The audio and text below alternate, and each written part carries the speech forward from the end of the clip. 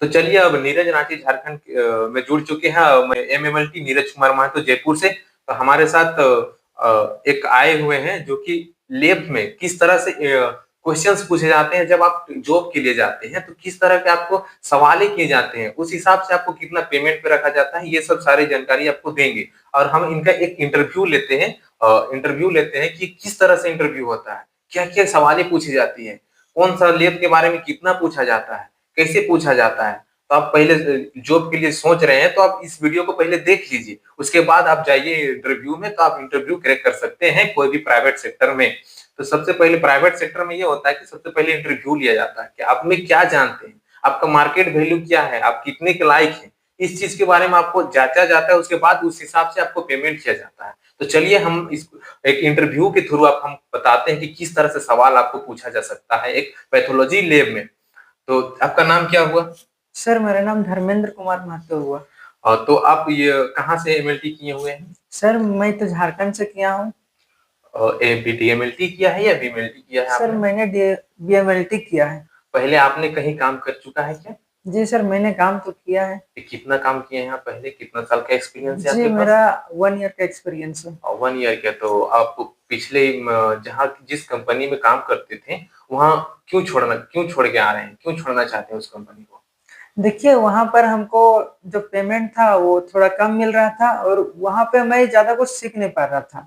तो मैं सोचा कि जगह चेंज करूंगा तो मैं सीख भी दूसरा चीज जाऊंगा और मेरा जो सैलरी है वो भी थोड़ा बढ़ जाएगी। चलिए ये तो सही हुआ। तो आप ये बताइए मुझे कि आपने किस किस मशीन का यूज किया है, कौन सा मशीन का यूज किया है? मैंने जो सेमी ऑटोमेटेड मशीन होता है बायोकेमिस्ट्री का यूज किया है, सीबीसी मशीन यूज किया है, एलाइजा यूज किया है। किस किस डिपार्टमेंट में आपने वर्क किया है वहाँ पे? मैंने बायोकेमिस्ट्री पे किया है, हेमेटोलॉजी पे किया है और माइक्रो में करता था बट माइक्रो उतना नहीं किया। मतलब काम आपको बेसिक नॉलेज है। हाँ। तो आप ये बताइए मुझे, कैलिब्रेशन क्यों करते हैं, कैलिब्रेशन करने का जरूरत कब पड़ता है? देखिए कैलिब्रेशन करने की जरूरत हमको उस टाइम पे पड़ता है जब हमारा क्यूसी लगातार आउट ऑफ रेंज दे रहा है, तब हम कैलिब्रेशन करते हैं ताकि जो मेरा रिएजेंट है और मशीन है सब मेरा प्रॉपर वर्क कर रहा है कि नहीं उस चीज को बताता है। आपने बोला कि क्यूसी पास नहीं हो रहा है तो हम कैलिब्रेट लगाएं। हाँ। तो हम कैसे चेक करेंगे कि क्यूसी हमारा पास हुआ या नहीं हुआ? कैसे हम देखेंगे कि मेरा क्यूसी पास हो गया? बहुत टाइम होता है कि बहुत सारे टेक्नीशियंस करते हैं और क्यूसी पास नहीं हो पाता है, तो कैसे जानेंगे कि मेरा क्यूसी पास हुआ कि नहीं? क्यूसी देखिए हम लोग डेली मेंटेनेंस पर क्यूसी लगाते हैं, जो कि हम लोग का रिपोर्ट है वो एकदम सही रिपोर्ट हम लोग कर रहे हैं वो चीज क्यूसी बताता है। तो उस टाइम हम लोग रिपोर्टिंग से पहले क्यूसी लगता है, कोई भी सैंपल हम सुबह लगाने से पहले हम लोग क्यूसी लगाते हैं। तो क्यूसी लगाते हैं तो उस टाइम क्यूसी का जो लेवल होता है वो 2 लेवल का लगता है आपका, जो लेवल 1 और लेवल 2 है। लेवल 1 बताता है आपका कि जो नीचे का लेवल होता है, जैसे लोअर वैल्यू टेस्ट का होता है ना, कोई भी टेस्ट हो गया जैसे ग्लूकोज का लोअर वैल्यू है वो लेवल 1 बताता है।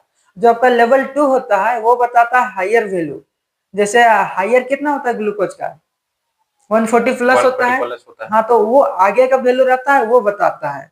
तो उस पर जब हमारा वैल्यू ज्यादा आता है तो वो आउट ऑफ रेंज हो जाता है। तो आप ये बताइए मुझे कि जैसे कि आप कोई किसी भी इंस्ट्रूमेंट का कैलिब्रेट कर रहे हैं या क्यूसी लगा रहे हैं। हाँ। तो उसमें हमको क्या क्या पहले देखना पड़ता है कि हम क्यूसी कैसे लगाते हैं? जैसे आपके पास एक सैंपल है, क्रिएटिनिन है। हाँ। तो क्रिएटिनिन का हम क्यूसी कैसे लगाएंगे? क्रिएटिनिन का क्यूसी देखिए जो कंपनी से हम लोग लेते हैं रिएजेंट वो हमें क्यूसी देता है। क्यूसी क्या होता है, क्यूसी का जो वैल्यू होता है वो हमें पता होता है। नॉन मतलब उसको हम लोग जानते हैं कि क्यूसी इसका इतना से इतना है।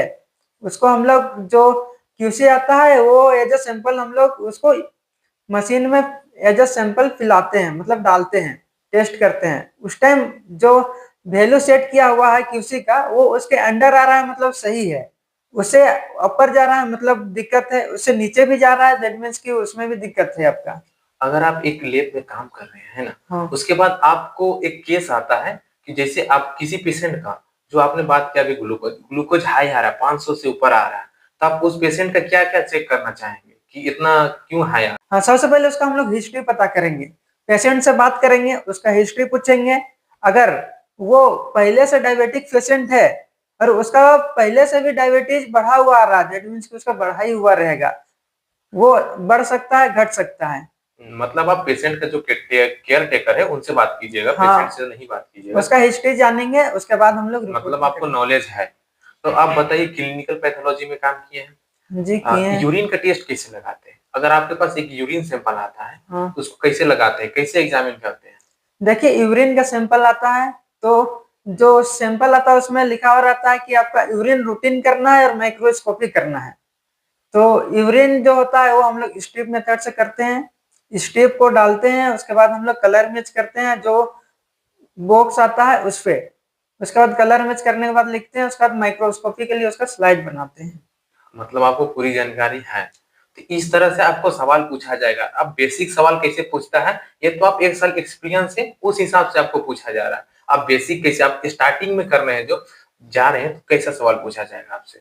आपसे यही पूछा जाएगा, ब्लड कलेक्शन आता है? हाँ, ब्लड कलेक्शन कहाँ से मेरे करते से हैं? भी पूछा गया था कि ब्लड ब्लड कलेक्शन आता है या नहीं, उसके बाद ब्लड कलेक्शन करते कैसे हैं और कौन सा जगह पे करते हैं। ब्लड कैसे बताइए कि कैसे, कहाँ से करते हैं, कहाँ से करते हैं ब्लड कलेक्शन? ब्लड कलेक्शन हम लोग करते हैं, जो हम लोग का वेन होता है एंटीकोवाइटल वेन, उससे हम लोग ब्लड कलेक्शन ज्यादातर करते हैं। हम लोग आर्टरी से कलेक्शन क्यों नहीं करते हैं जल्दी?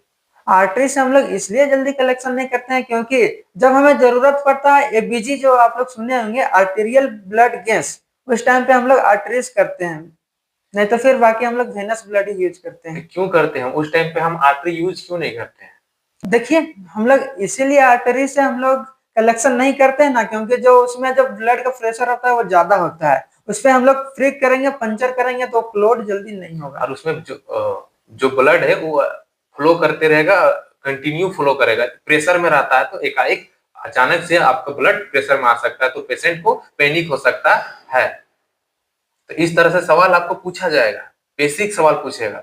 उसके बाद आपको पूछेगा कि बायोकेमिस्ट्री में क्या क्या टेस्ट आते हैं, इस तरह से सवाल पूछा जाएगा। हाँ, जैसे कि आपका एलिप्टिक एफटी होता है, उसका पैरामीटर आपसे पूछा जा सकता है। उसके बाद जो ग्लूकोज है, शुगर है, जो नॉर्मल नॉर्मल छोटी छोटी टेस्ट है, वो सबका नॉर्मल रेंज भी आपको याद करना पड़ेगा। इसी तरह से आपको बेसिक सवाल पूछा जाता है, और आपको उसके हिसाब से आपको रखा जाता है कि हम आपको इतना पेमेंट पे रखेंगे, 10,000 पे रखेंगे, 15,000 पे रखेंगे। अगर आपके डिग्री के हिसाब से भी आपको पेमेंट मिलता है। जैसे स्टार्टिंग में आप डीएमएलटी करके जा रहे हैं, तो उस लेवल का आपको पेमेंट मिलेगा। तो किसी लेवल में जितनी नॉलेज होगी, उस बेसिस पे आपको पैसे मिलेंगे, पेमेंट मिलेंगे। तो जैसे आप डीएमएलटी करके जा रहे हैं, तो मिनिमम आपको 8,000, 10,000, 12,000 तक जाएगा मिनिमम। आप जब स्टार्टिंग एज अ फ्रेशर, उसके बाद आप बीएससी करके जा रहे हैं, तो आपका 15 से एबव जाएगा। आपको उस हिसाब से आपको अपने पास नॉलेज रखना होगा। तो नॉलेज कैसे आएगा? आप पढ़िएगा, आप किस तरह से सवाल कीजिएगा, जितना ज्यादा एक्सपेरिमेंट कीजिएगा, जितना ज्यादा उस पर काम कीजिएगा, जितना ज्यादा लैब पे काम कीजिएगा, फोकस कीजिएगा, उतना आपका नॉलेज बढ़ेगा। तो आप जितना ज्यादा जानने की कोशिश कीजिए, और एक अच्छे जगह प्लेस होइए और काम कीजिए और आगे बढ़िए। काहे कि 10-15 हजार में किसी का नहीं होता। तो आप अच्छे से पढ़िए कि अच्छे से अच्छे जॉब को क्रैक कर सके, अच्छे से अच्छे गवर्नमेंट जॉब को क्रैक कर सके। तो इस तरह से सवाल आपको पूछा जाएगा। तो चलिए, जो भी बाकी सवाल आपका है, आप कमेंट सेक्शन में लिख सकते हैं, और आपके कमेंट सेक्शन के अनुसार ही हम वीडियो बनाएंगे आपके लिए। तो चलिए, धन्यवाद, नमस्कार।